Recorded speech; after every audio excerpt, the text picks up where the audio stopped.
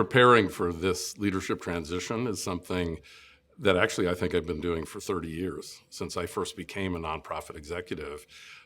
This is my third transition from an agency that I've spent over a decade with and loved and been totally committed to. So I knew that this time I wanted to do it better. And that transparency was going to be the key. So starting a year and a half before my intended end date, I told our board of directors, then I told staff, then I started very, very carefully notifying funders and partners, and then publishing it in a blog, thinking that, this would inoculate people and allow everybody to kind of get the heebie-jeebies out ahead of time, and then we could really focus on what's best for the organization and how can we do this transition best.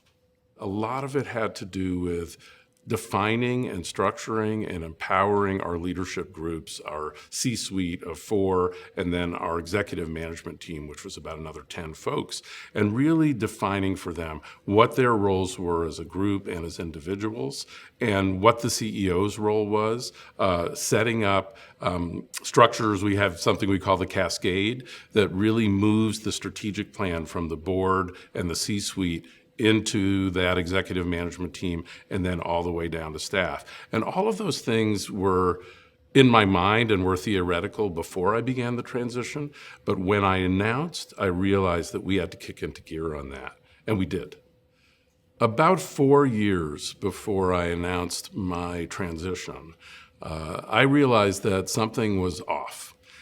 That a place called home, as beautiful as it was, as strong as it was, there was something amiss in terms of how we were running and supporting our workplace ecosystem, and a misalignment with some of our core values.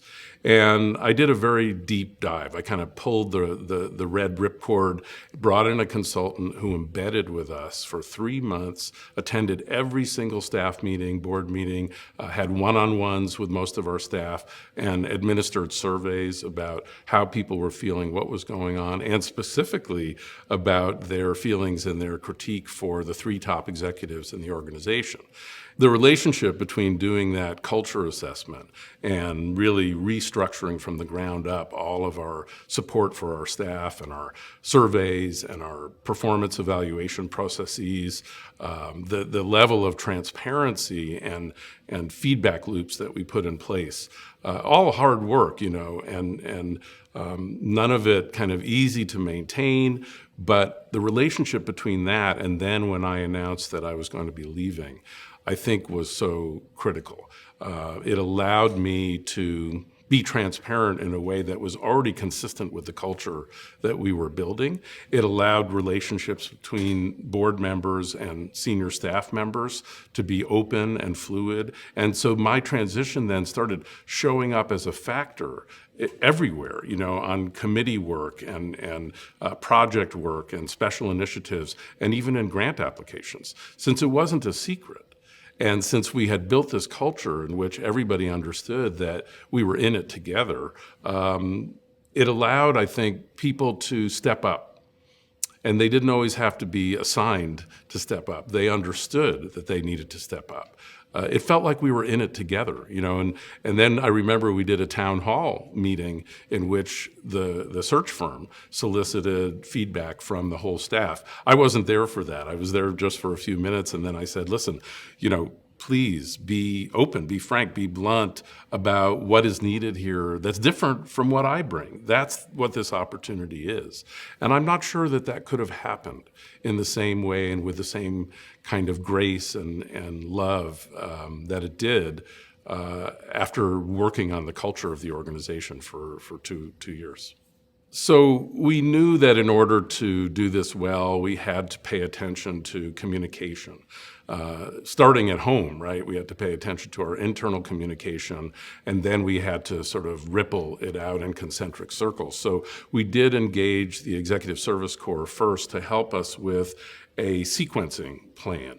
And we have the internal capacity, and I'm a writer, and we have other writers in our circle, so that we were able to create all of the messaging ourselves. But it was very helpful to have that third party looking at, what were the components that needed to be in place, what was the sequencing, and over what time frame.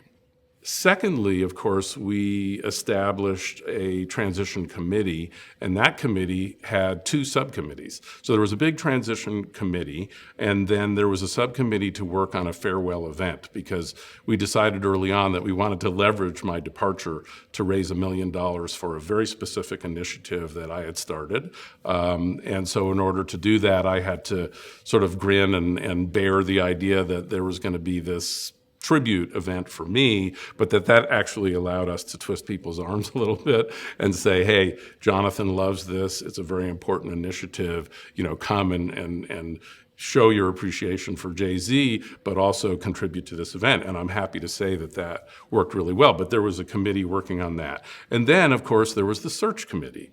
And that committee, as the name indicates, was specifically focused on working with the search firm to field and interview the many candidates that did apply for this position. And ultimately, after 3 rounds and about a 2 or 3 month delay from what our original target date was, we found somebody.